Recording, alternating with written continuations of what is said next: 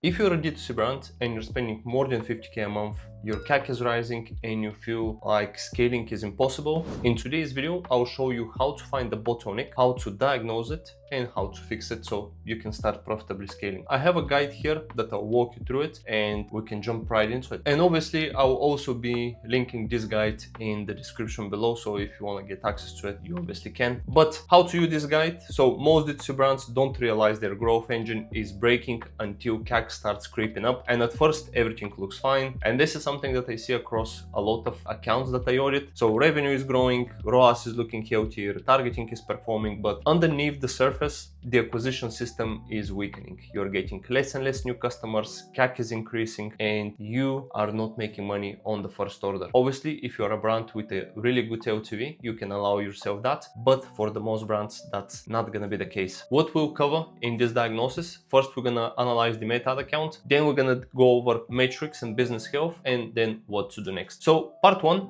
is the acquisition system analysis. The first thing that we're gonna analyze is the audience settings. Over-engineering your audience is one of the most common reasons accounts plateau, and more restrictions don't equal better results. And here is the checklist that you need to go over. First, most of your campaigns, if not all of your campaigns, should be targeting broad audiences. You don't need interests, you don't need lookalikes. Creative is what you use for targeting. The messaging you have, the voiceovers, the videos, that is how you tell Facebook what people to target. You're also not over segmenting multiple campaigns with the same creative, same objective, and overlapping audiences. What I have found most success with recently is having really consolidated approach. The less campaigns, the better. We have accounts that were spending around 250K a month on Meta, and for those accounts, we have just 4 campaigns. We have one testing campaign, we have one scaling campaign, we have one DPA campaign, and we have one main campaign, which we test personas, offers, etc. That's what you need. You also need to set up engagement and returning customer audiences segments in Meta's advertising settings. This is very easy to do. When you log into your account manager, on the left-hand side in the menu, there's going to be account settings, then go to audience settings and clearly define what your engagement audience is and what your customer audience is. You can create obviously for existing customers, purchasers in the last 180 days from Meta, but you can also download and upload your customer list from Shopify. The best one that I have found so far is connecting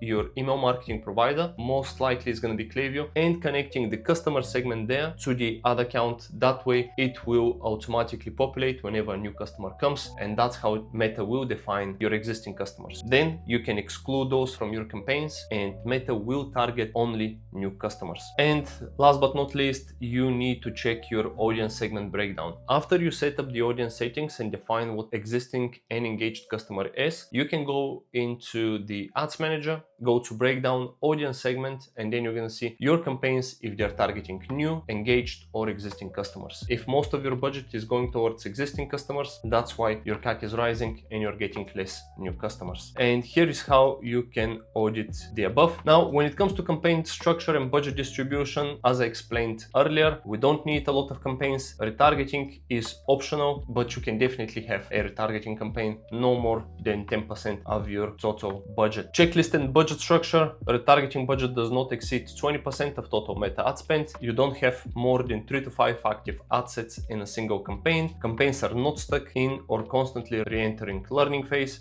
and you're using KBO for any active creative testing. Here's a red flag. If most of your campaigns are in limited learning, it's often a sign that you have too many ad sets splitting the budget or too many low budget campaigns competing internally. Exiting learning phase will definitely help. This is what I have seen across our accounts. Exiting learning phase will definitely improve your results. So that's one of the reasons you need a consolidated approach, so you can push more spend in less campaigns and ad sets, so those ad sets can exit the learning phase. DPAs. For D2C brands, DPAs are non-negotiable, especially if you have a large catalog of products. They consistently outperform static formats on CPA, and most brands are not iterating on them at all. We are working with a few companies that are creating templates for our different DPAs, which you can obviously work as well. The way the DPAs work is they tap into existing demand. So for example, let's say we both have clothing brands. If someone comes to your website and for example checks a gray hoodie, they don't like it, they go back to Meta. If I have a gray hoodie, Meta with the DPAs will automatically show our gray hoodies to them, and that's why they work so well. Ways to iterate on your DPA. So first you can test a cover cart and and no cover.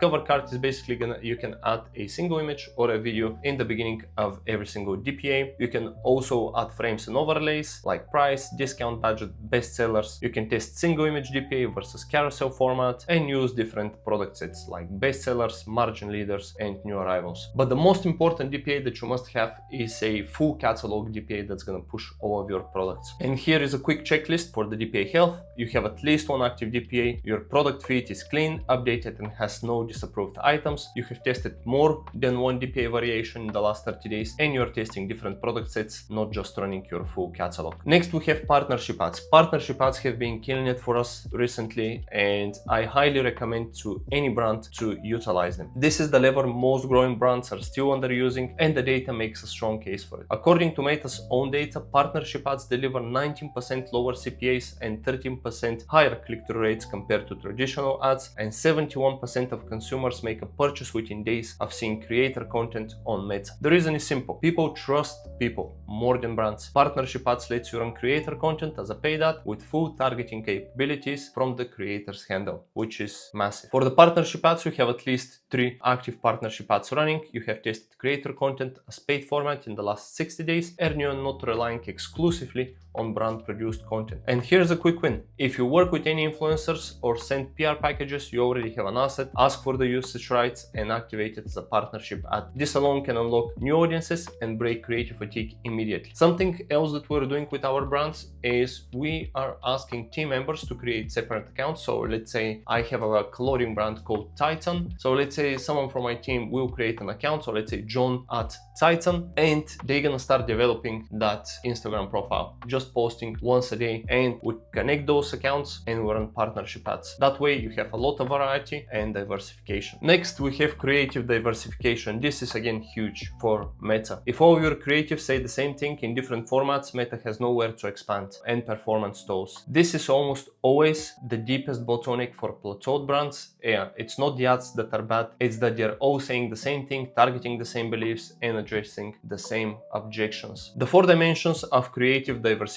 So the dimensions, we have avatar, angles, awareness levels, and formats, and how you can vary all of these dimensions. So with avatars, different buyer segments, for example, the gifter, the self-buyer, the new parent, different pain points can be desires and emotional triggers. Awareness level, you can go from unaware, problem aware, solution aware, product aware, and then most aware. The closer you are to the beginning, the colder the audience is gonna be. So for example, with most aware, you can get away with just branded content explaining the USPs, and that's it. But with the audience that's unaware, you need to tap into the problem and show them that they actually have a problem, and then go through all of the rest. When it comes to formats, you can go with UGC, statics, founder-led, comparison, testimonials, before and afters, partnership ads, DPAs. Format and messaging is what's going to make the biggest difference for your brand. True creative diversification means expanding across, for example, awareness levels. Are you only talking to the people that are already ready to buy? Objections are addressed. So what's stopping someone from converting? Beliefs challenged. What does your customer believe that's holding them back? Mechanism explained. So why does your product work differently? And proof types used. So for example, review, data, before and after,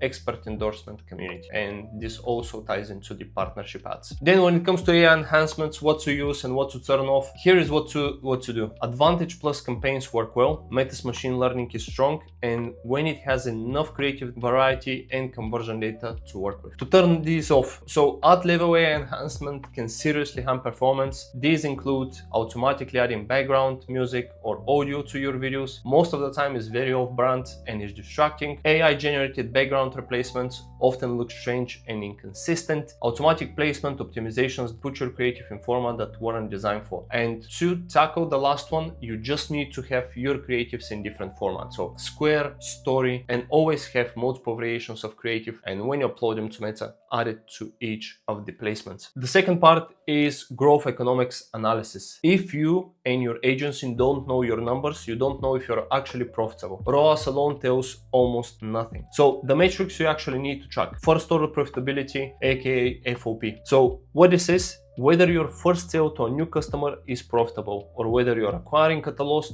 and counting on LTV to make it back. And here is how to calculate it. FOP equals AOV minus cost of goods plus CPA plus fulfillment cost. And this is how you can find your FOP. And here's how to define it. So a negative FOP isn't always a problem if you have really good LTV, as I mentioned in the beginning, but also your payback period needs to be short. If your LTV is good, but people are coming back once every year, then the payback period is weak and you're going to be losing money for a longer period of time, which you do not want that to happen. But if your customers are returning every single month, that's a good sign, so you can count on LTV. Contribution margin. This is what's left after variable costs. The money actually available to cover ad spend and generate profit. And here is how to calculate it. Contribution margin equals revenue minus COGS minus shipping plus payments plus returns. And contribution margin percentage is basically contribution margin divided by revenue multiplied by 100. And here is how to use it. Your ad spend must fit within your contribution margin for the business to be sustainable. If contribution margin is 40% and you're spending 45% on revenue on ads, you're actually unprofitable regardless of what the ROAS is. And contribution margin is really important for brands that have really high costs. So let's say your fixed costs are around $500,000 a month. If your contribution margin is not more than $500,000 a month, you're basically losing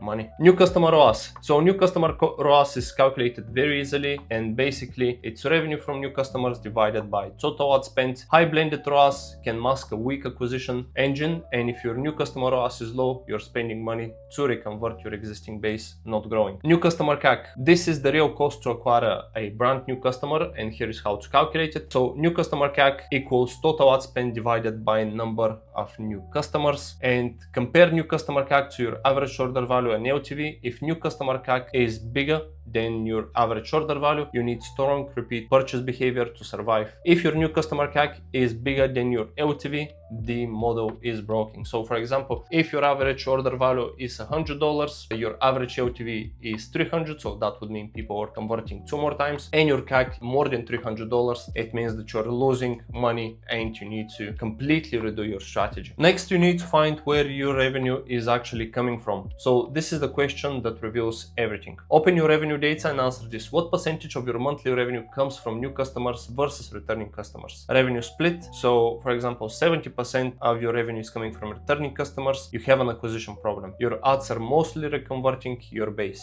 Balanced is about 50-50. So healthy, but monitor new customer ROAS closely. I want to go back to the first one. So if 70% of your revenue is coming from returning, this might be okay if you have a huge brand. And I'm gonna say probably 30-40 million plus per year. In that case, it's likely that most of your revenue will be coming from returning. Again, if you're not spending a lot. If you're doing 50 million a year and you're spending, let's say 20, most of your revenue would be coming from new customers, should be coming from new customers. But if you're generating 50 million a year and you're spending, let's say 2 to 3 million on ads, most likely most of your revenue will be coming from existing. 70 plus from new customers, strong acquisition engine, focus on retention, LTV, and scaling if profitable. And here's the trap. Many brands see stable or growing revenue and assume ads are working, but if that revenue is increasingly driven by returning customers, email, loyalty, organic, your paid acquisition is quietly stalling. The real growth engine is off. The fixes isn't complicated. A strong, consistent prospecting strategy that prioritizes customer acquisition, not paying again and again to convert